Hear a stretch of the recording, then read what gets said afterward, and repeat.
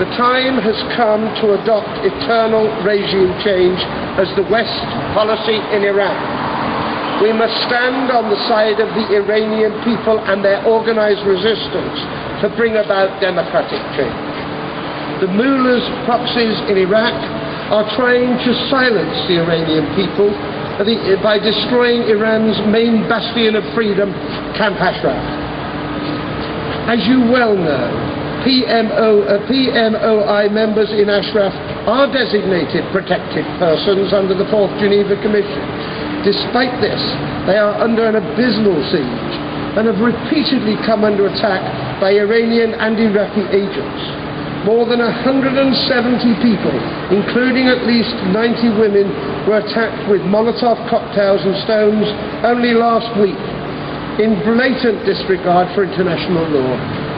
The regime's intelligence ministry agents continue to chant threats and abuse round the clock from 180 loudspeakers around the edge of the perimeter of the camp.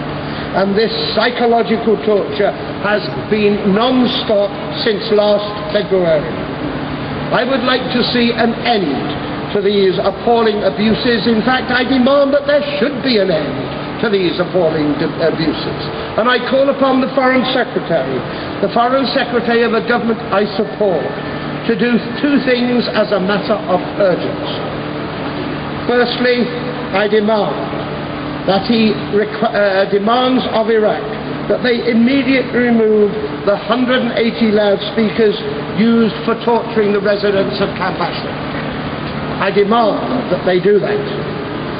Secondly, I demand that Iraq effectively dissolves the committee to suppress Ashraf in the Prime Minister's office and hands over Ashraf's dossier to the Iraqi Parliament instead.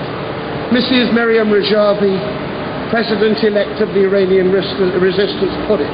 The correct solution to the Iranian problem is regime change, a democratic change by Iranian people and their resistance. This is the defining factor in the Iranian equation. Thus, any policy that blocks the resistance ignores the most important factor for change in Iran and protects the regime.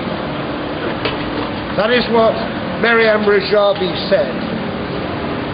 I support that, and I expect this government to support that view too. It is time for our government and others in the West to start backing those who support freedom and democracy in Iran, both in the country and externally amongst members of the resistance, most prominently the PMOI. I wish you well with it.